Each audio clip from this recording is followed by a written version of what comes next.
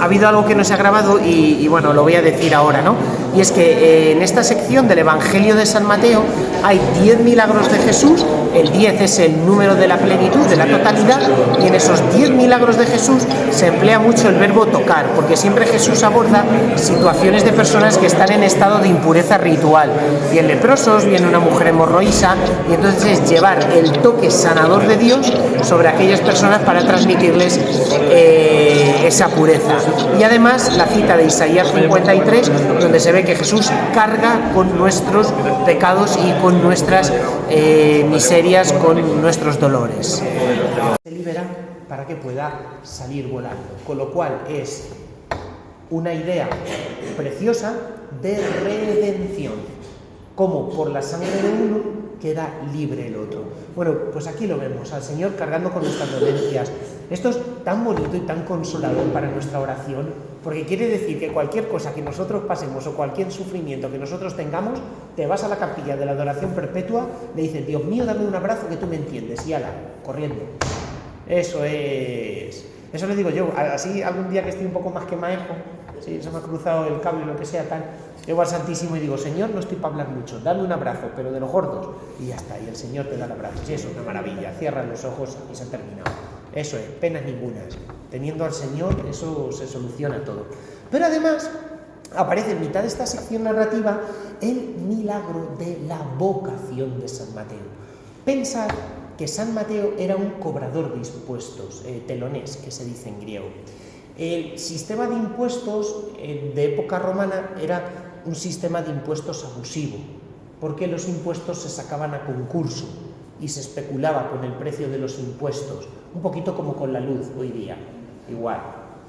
O sea, tal manera que no es que tú tuvieras que pagar una cantidad fija, sino que los romanos mandaban que los impuestos, o sea, sacaban a subasta los impuestos. Y una empresa decía, yo te pago 1.000.000 de sestercios, otra empresa decía, yo te pago 1.200.000, y otra empresa decía, yo te recaudo 1.300.000. ¿A quién adjudicaban el cobro de impuestos? A la empresa que más les iba a dar. Pero claro, la empresa que más les iba a dar tenía que meter una pequeña plusvalía por el servicio que iba a prestar, con lo cual al final el cobro de impuestos era tremendamente abusivo, ¿eh? Robaban más los romanos que haciendan los youtubers, madre mía. Así es que ahí estamos. ¿Cuándo te vas para Andorra? No me voy para Andorra. Mirad, una cosa buena que ha pasado es que sacó una ley el gobierno, una cosa buena, buena. Y es que si estás... Bueno, una. Contamos una, pero al menos una. Si estás, iba a decir, si estás empadronado en un pueblo de la España vacía, pagas menos. Y entonces me fui a la España vacía, a mi pueblo, dice mi madre, empadrónate aquí. Y tan a gusto, y así no me tengo que ir a Andorra. Así que sí.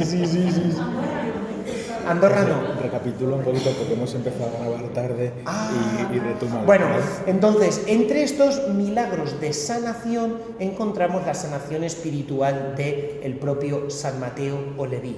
Era muy común en aquella época tener dos nombres, Mateo, Leví, un nombre más griego y otro nombre más hebreo. Pero vosotros pensad, y esta parece también muy buen tratado en la serie esta de Netflix, de Chosen, que San Mateo no le hablaba absolutamente nadie, porque un publicano era automáticamente alguien excluido del pueblo. O sea, ni los romanos te tenían ningún cariño porque no eras romano, pero es que tampoco tu pueblo porque eras colaboracionista con los romanos.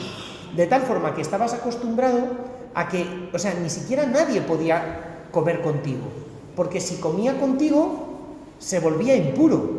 Y como la mayor parte de la población, porque el grupo socio-religioso más extendido desde el año 140 a.C., que ganan los fariseos por goleada, desde en torno a mitad del siglo II a.C., el grupo más extendido son los fariseos, y además en Galilea han aparecido rastro de un montón de indicadores étnicos de que los fariseos eran la secta dominante, significaba que no te hablaba ni tu sombra. No podías participar en ninguna reunión familiar para no dejar ni siquiera a tu familia impura, con lo que es la familia y las fiestas judías para los judíos. Nosotros juntamos una vez al año en Navidad, Los judíos se están juntando hasta 5 veces al año, la familia, para las grandes fiestas. Con lo cual, la situación de soledad en la cual esta persona vivía era una situación terrible. Nadie le habría mirado con cariño en su vida.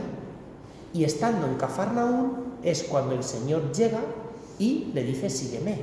Además, esto nos habla de la historicidad de los evangelios. ¿Por qué un puesto para cobrar impuestos en Cafarnaún, que está en mitad de Galilea? Muy sencillo, porque justo en esa época la siguiente ciudad, Betsaida o Julias, dependiendo porque le cambiaron el nombre por Julias, era frontera con el reino de Traconítide, porque todavía Filipo seguía en el poder y los romanos no lo habían quitado de ahí.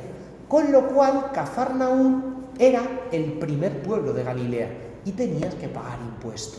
Y ahí estaba San Mateo. Con lo cual, podemos incluso ver en estos pequeños detalles del Evangelio que no ha podido ser un invento de finales del siglo I el Evangelio, porque aparece todo esto perfectamente contextualizado. Bueno, pues es ahí cuando Mateo da también un banquete para publicanos y pecadores, y Jesús entra dentro de ese banquete, en esa casa. ¿Qué pasa si tú tocas a un leproso, a una hemorroísa, que quedas impuro? Y sin embargo Jesús no queda impuro, sino que con su mano transmite la pureza. ¿Qué pasa si tú entras a una casa así, que quedas impuro? Y sin embargo Jesús lo hace.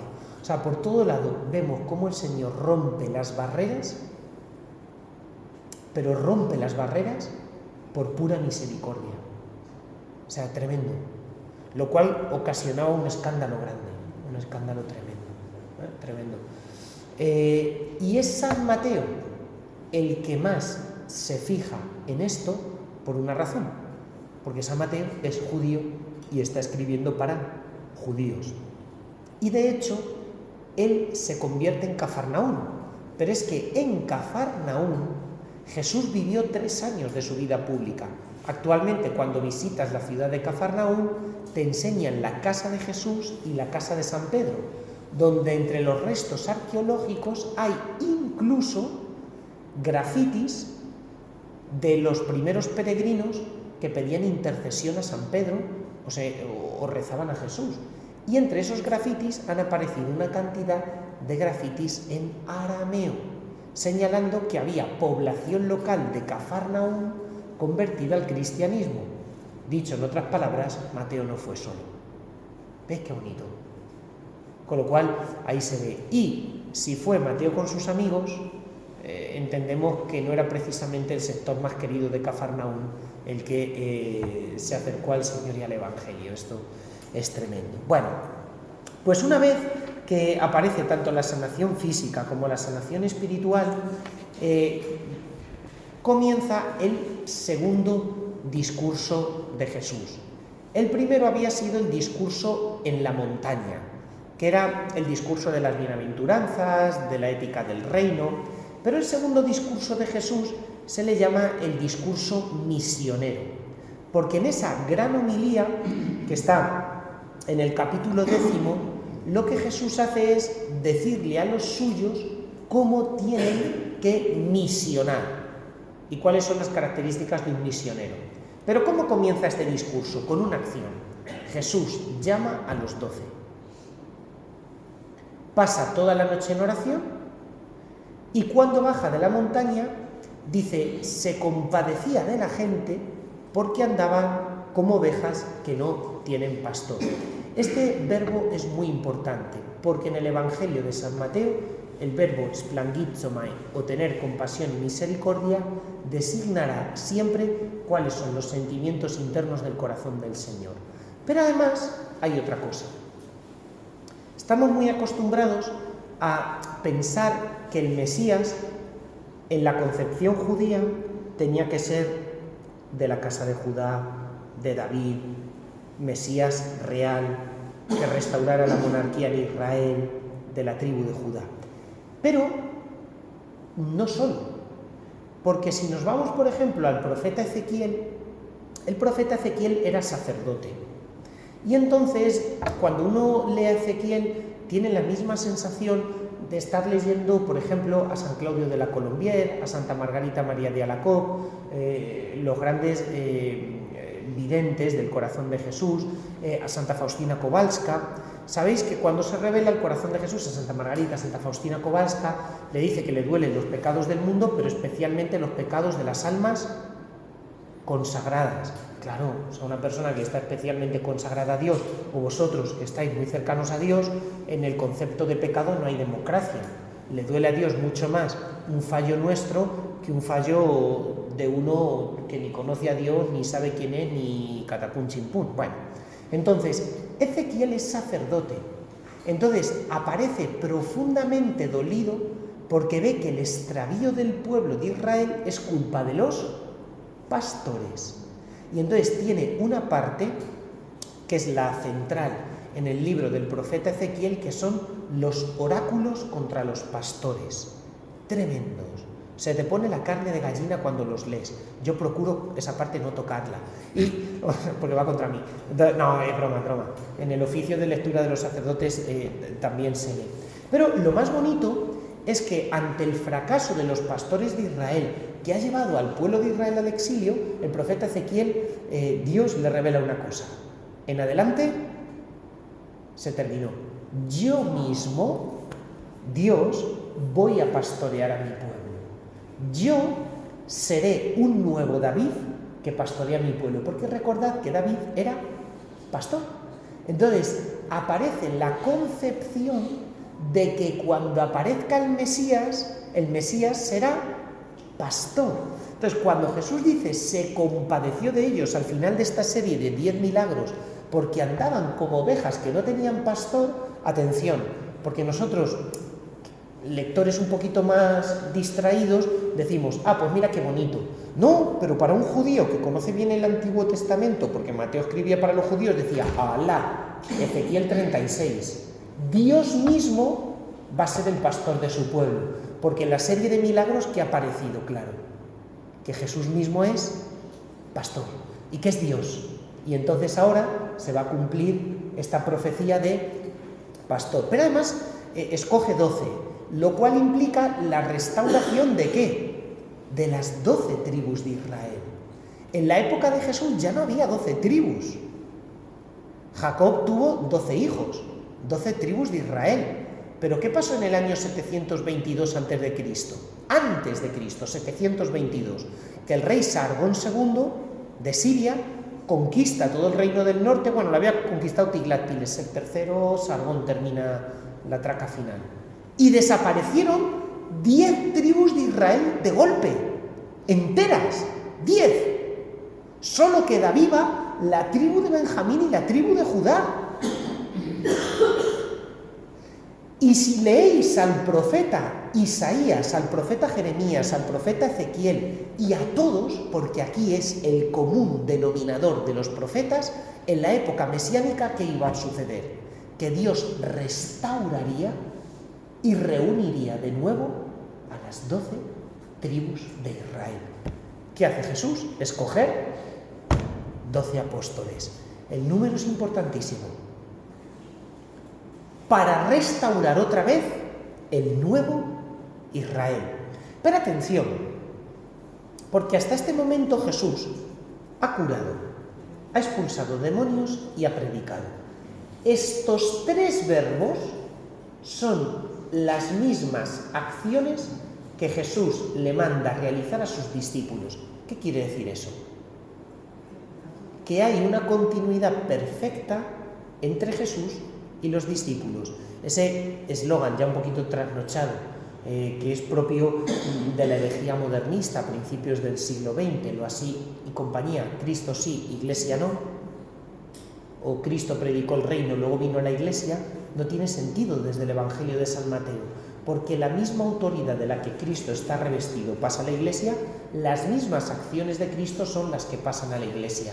De tal forma que entre Cristo y la Iglesia hay una sucesión cronológica, pero en una distinción, porque las acciones de la Iglesia siguen siendo absolutamente las mismas acciones de Cristo. Hay una frase preciosa de San León Magno, Papa, San León Magno, pedazo papa, madre mía. Este fue el que paró a Atila.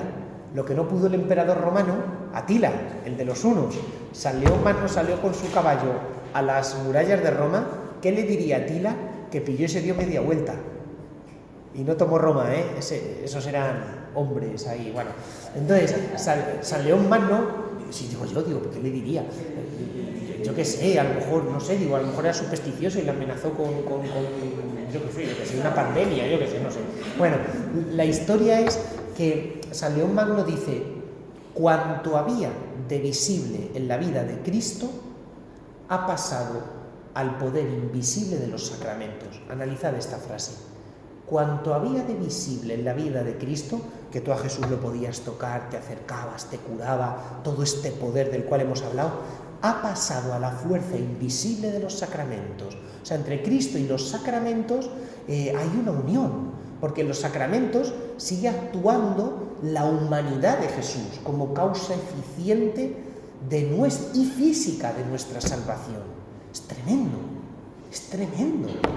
De ahí la importancia de los sacramentos. No hay nada ni más grande ni más bonito que un sacramento, por mucho que en nuestra iglesia proliferen pues retiros muy bonitos y todo eso está bien, pero los sacramentos, a eso tenemos que ir y de eso tenemos que sacar toda nuestra fuerza de la vida espiritual. Bueno, pues aquí se ve en el envío. Y una vez que Jesús tiene constituido el grupo de los 12, viene en el capítulo 10 el discurso o homilía misionera. ¿Cuál es esta homilía misionera? Que la conocéis. Dice: no vayáis a tierra de paganos, ni entréis en ciudades de Samaria, sino id a las ovejas descarriadas de Israel. ¿No os asusta esta frase? Porque Jesús dice esto en el capítulo 10 de San Mateo. Pero ¿cómo terminará el Evangelio de San Mateo? Id a todo el mundo. De momento, la misión que les manda es id de Israel. Después ya todo el mundo. Dice: id y proclamad que ha llegado el reino de los cielos. Curad enfermos, resucitad muertos, limpiad leprosos, arrojad demonios. Gratis habéis recibido, dad gratis. No os procuréis en la faja oro, plata ni cobre, ni tampoco alforja para el camino, ni 2 túnicas, ni sandalia, ni bastón. O sea, aquí vemos por un lado el ámbito geográfico de la misión. Cristo lo establece. 2. ¿Cuál es el objetivo?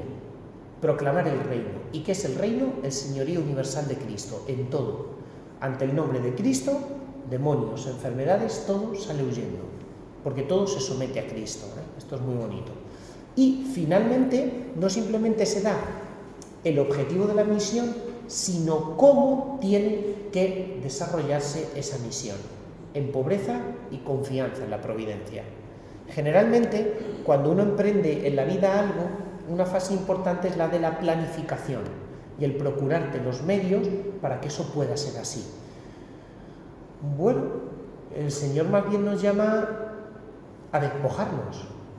Estamos ahora mismo en el seminario leyendo, en el seminario hacemos una práctica muy típica de los monasterios, que es que durante el tiempo de Cuaresma no se habla en la comida, sino que se lee una vida de santos o un texto escritos de santos.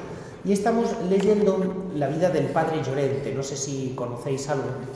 No sabéis ni quién es. Ay, Dios mío. Pero bueno, explícalo. Pues si San León Magno era un hombre, eso era ya lo siguiente. Padre Llorente es un español que no sabía dónde ir a evangelizar y le decía: Señor, mándame donde tú no seas conocido.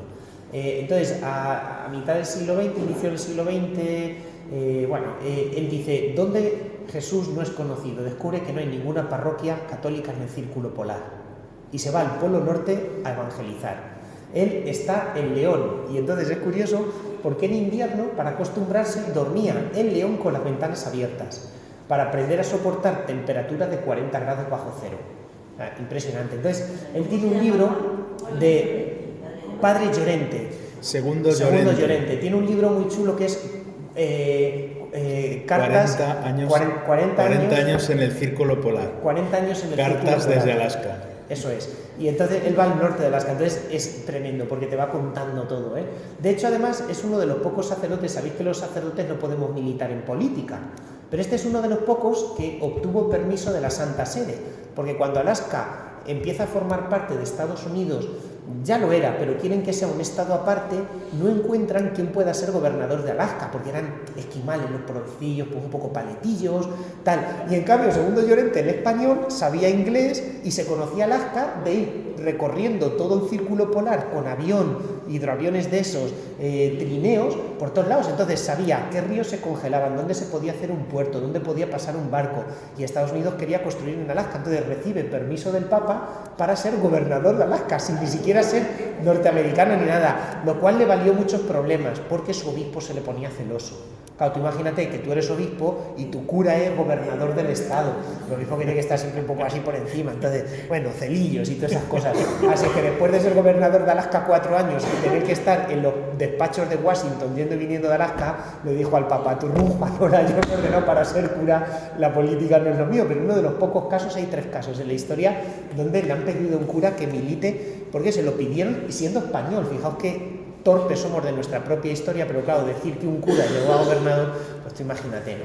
Bueno, pues en su vida, que es precioso leer, se ve precisamente esto, la confianza en la providencia, pero vamos, hasta un punto, o sea, de no saber qué vas a comer, dónde te vas a refugiar, ver que está cayendo el día, si la temperatura baja de 40 bajo cero, solo sobrevives 6 minutos fuera, se te empiezan a congelar todos los fluidos corporales. Es una cosa, entonces, aquí el Señor invita a la confianza total en la providencia, pero pensando simplemente en que Jesús está hablando aquí a los discípulos. Jesús está también hablando aquí, a través de San Mateo, a la primera comunidad cristiana.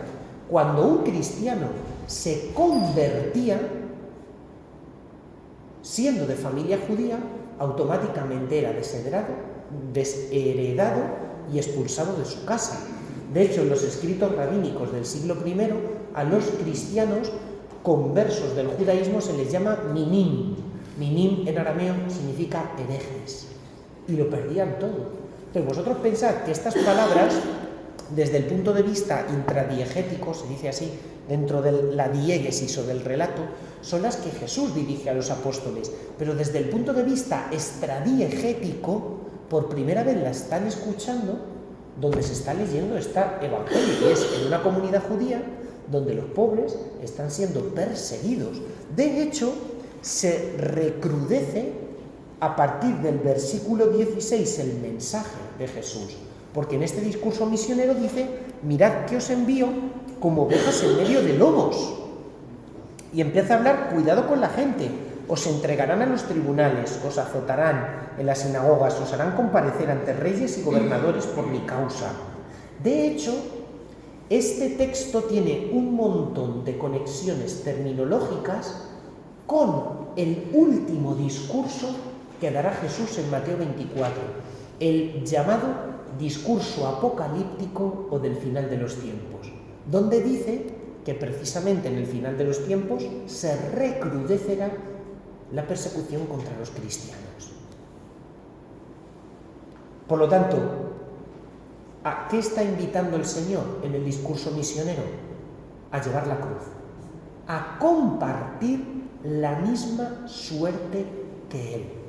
De hecho, se utiliza un verbo que es el verbo paradidomi, que es el verbo entregar. El verbo paradidomi solo aparece en el caso de Juan el Bautista, que fue entregado para ser ejecutado, en el caso de Jesús, cuando Judas entrega a Jesús, y en este texto aplicado a los discípulos. ¿Qué le pasaba en el Antiguo Testamento a los profetas? De los cuales San Juan Bautista es el último, que son entregados a la muerte. ¿Qué le pasa a Jesucristo? Que es entregado a la muerte. ¿Qué le pasará a los discípulos? Que son entregados a la muerte, estableciéndose una conexión a lo largo de toda la historia de la salvación. De hecho, el propio Catecismo de la Iglesia Católica dice que la misión de la Iglesia en este mundo no será una misión de triunfo a nivel humano, sino un sufrir la pasión igual que el Señor la sufrió, asociados a su sufrimiento y asociados a su cruz. Y es muy interesante que esto lo diga Jesús no solo en el segundo discurso, el discurso misionero, sino que lo complete con el discurso del capítulo 24 de San Mateo o discurso apocalíptico, como diciendo que no será simplemente una constante para estos que están siendo enviados a Israel ahora, sino una constante para todo el futuro, para toda la historia de la Iglesia. Pero además, en este discurso, como cuarto lugar, lo que se hace es subrayar mucho la providencia constante de Dios sobre sus hijos. Con unos repetidos: no tengáis miedo. No tengáis miedo. ¿Por qué? Pues porque precisamente la obra de sanación de Dios nos ayuda a llegar a la confianza y al no tener miedo ante la persecución del mundo. Termino con una anécdota. Este cura del cual os he hablado, que salvó su vida gracias a la intercesión de esta santa cuando le iba a matar el ISIS, este cura me decía una cosa, dice: mira, Valentín, yo toda mi vida he vivido con un gran miedo. En un país como Mosul, un país musulmán, un país donde los cristianos lo mínimo que sufrían era bullying, toda la vida he vivido con un miedo terrible de predicar por las calles por qué me podría pasar, qué me podrían hacer. Dice: pero desde que me pasó esto, no he vuelto a tener miedo jamás. Dice: el ISIS me quería matar y me tenían amarrado y de rodillas para clavarme un cuchillo. Pero Dios no les dejó y no pudieron ni tocarme ni siquiera un pelo. Por tanto, yo ya no tengo miedo a evangelizar. Sé que el día que Dios quiera, podrán. Pero hasta que Dios no quiera, no podrán ni siquiera tocarme un pelo. Con lo cual, fijaos qué maravilla y hasta qué punto actúa el poder de Dios. Es exactamente la última parte de este discurso de San Mateo. No tengáis miedo, reíros ante el peligro, porque no pueden tocaros ni siquiera un pelo de vuestra cabeza. Entonces, bueno, pues esto es un poquito... Si queréis, abrimos diálogo, algunas preguntitas, lo que queráis. Hola. Mientras pensando alguna pregunta, teníamos una pendiente de la semana pasada sobre el significado de las últimas palabras del Padre Nuestro, ¿no? La hizo María, fue, ¿no? La que no ha venido hoy. Bueno, pues como estamos grabando la sesión y luego quedará allí, hacía la pregunta acerca de cómo hay que traducir líbranos del mal, ¿no? Claro, bueno, sabéis que eso es típico porque el Señor dice líbranos del maligno, no líbranos del mal. Yo en mi pueblo, ¿qué es un mal? Pues yo cuando rezabas el Padre Nuestro, yo por lo menos en qué pensaba cuando era niño: líbranos del mal. Pues de las enfermedades, de los pedriscos, de las nubes, del granizo y de la sequía, para que tengamos agua y las viñas de... Claro, líbranos del mal puede ser algo demasiado vago. Nosotros sabemos los cristianos que el mal no es simplemente una fuerza. Hoy se estila mucho creer en el yin, en el yang, el mal como una especie de fuerza impersonal. No es así. El mal sabemos que son los espíritus caídos, los espíritus rebeldes. Y en este caso en el Evangelio se habla muchas veces de Satanás, de Belcebú o de el diablo. Satanás, Belcebú o Beliar, que a veces se utilizan en los Evangelios, son nombres arameos para referirse al demonio que provienen del Antiguo Testamento. Diabolos es un nombre en griego, pero bueno, se utilizan indistintamente. Entonces, obviamente, hace referencia a aquel que es espíritu personal, que tiene un carácter personal y que es un espíritu maléfico y que está detrás del más radical del hombre, que es el pecado. El miércoles de ceniza en YouTube prediqué una cosa que es tremenda. O sea, la gente hoy día tiene miedo al COVID, a la guerra, a la crisis económica, al cambio climático, pero nadie tiene miedo al pecado. ¿A qué no da miedo el pecado? A todo eso tenemos miedo, pero no nos damos cuenta que el mal radical del hombre es el pecado, y el pecado es la obra de Satanás por excelencia, Entonces ahí es muy importante esta cuestión, ¿no? De todas formas, te he puesto ahí el Bible Works, en griego es apotuponerú, ¿no? Entonces, puede traducirse como genitivo masculino o neutro, ¿no? Y algunos dicen que es ambiguo, ¿no? Es decir, que puede traducirse tanto como del mal como del malo, ambas cosas. Es verdad que la traducción latina, ¿no? La Vulgata normal, traduce libéranos a malo, ¿no? Y eso queda muy claro que es del maligno, ¿no? Entonces, en latín sí decimos del maligno, ¿no? Entonces, bueno, me lo están mirando un poquillo esta semana, ¿no? Curiosamente, en Lucas, porque el Padre Nuestro solo está en Mateo 6, en el corazón del Sermón del Monte, o en Lucas 11, cuando el Señor le dice a los discípulos aquello de Maestro, enséñanos a orar, y entonces les enseña el Padre Nuestro. Pero en Mateo, no sé si depende de los manuscritos, al menos el que traduce la Biblia de Jerusalén, en Lucas 11, ese último de no nos dejes caer en la tentación, sí lo dice, pero líbranos del maligno, eso no lo dice en Lucas. San Lucas siempre resume más las palabras de Jesús, igual que resume las bienaventuranzas y no pone todo. De todas maneras, ahí también hay algo muy claro, porque cuando hay ambigüedad en una palabra, se suele recurrir al cotexto. Cotexto es el texto que está alrededor. Y entonces la última frase, líbranos del mal, aparece en oposición a la anterior, no nos dejes caer en tentación. Entonces se percibe el mal como la tentación, y la tentación es la obra del maligno. O sea, el contexto inmediato tiraría más por un... Sí, es que tenemos aquí un programilla que nos chiva muchas cosas, ¿no? Los diccionarios en general se inclinan hacia la traducción que utilizamos normalmente, ¿no? Es decir, líbranos del mal en el sentido global, aunque el texto griego, ya digo, admite esa doble lectura, ¿no? Como tantas veces. Eso también es muy interesante, ¿no? En la Biblia. Más preguntillas. También una pregunta más. Me ha parecido muy bien la exposición. Ha hecho referencia por un momento, Jesús da un banquete con publicanos, y así es como de cura, ¿no? Les transmite, por el de tocar, les transmite sanación. En otra narración del Evangelio, que no sé si es de San Mateo,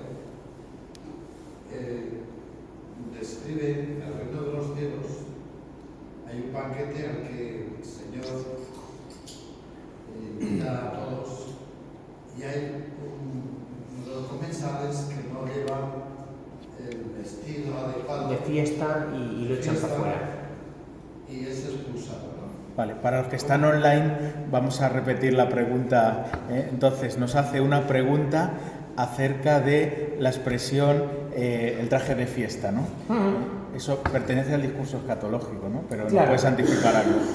Claro, se trata de dos momentos distintos, dos fases distintas. El Señor se acerca a los pecadores para salvarles, para estar con ellos, para mostrar su misericordia, pero evidentemente invitándoles a la conversión. ¿Cuál es el problema de rechazar esa oferta de conversión? Que es llevar el vestido, pues claro, que tú mismo te excluyes del banquete del reino.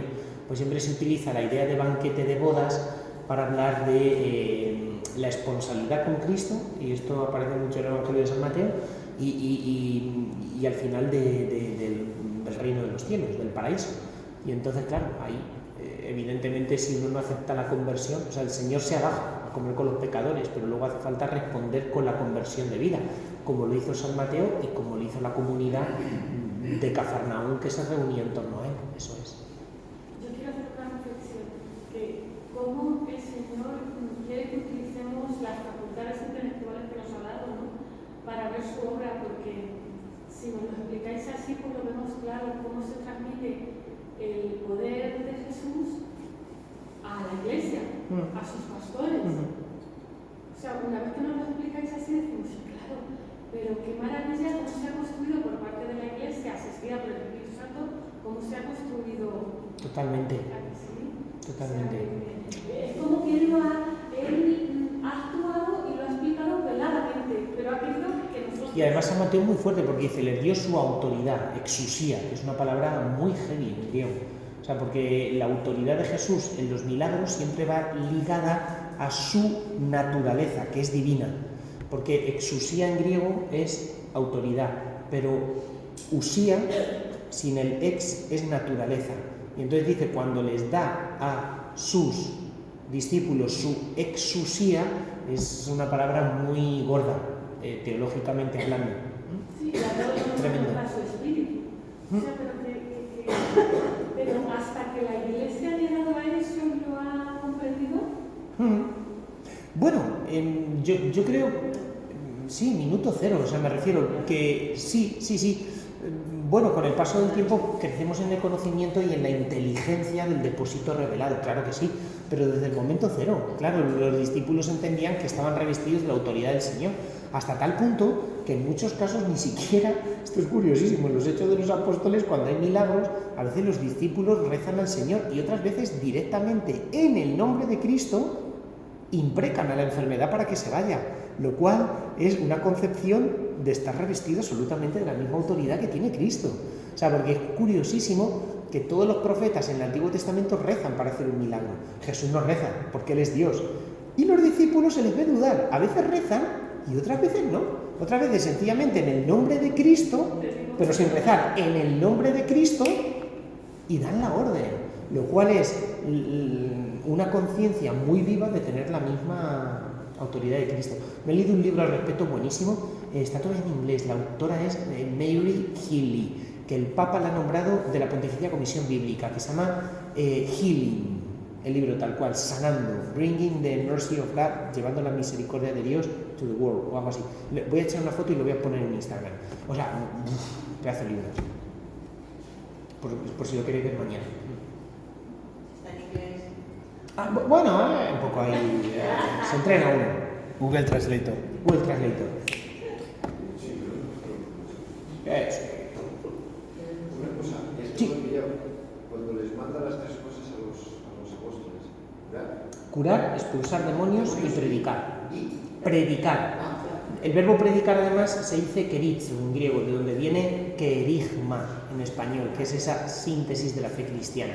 A veces emplea Jesús la palabra kerizo y otra palabra apangelo, que también es anunciar, pero se prefieren los evangelios kerizo, por todo ese eco que tiene de hacer referencia al kerigma, a la catequesis cristiana primitiva, el núcleo de la fe. Más preguntas, de la vida del seminario, de lo que sea. De los árboles, si van creciendo, si no van creciendo, del Real Madrid. Qué contentos estamos los del Madrid. Los del Barça estaban felices porque decían que van a hacer la obra del Spy Barça, de hacer nuevo el Camp Nou, pero ahora les están huyendo los partners por lo del caso de los árbitros y nadie quiere poner pasta. Qué guay. Están hundidos. Más preguntas. Pues nada, es la hora, ¿no? Agustín y yo estamos con eso. Muy bien, podemos ir en paz.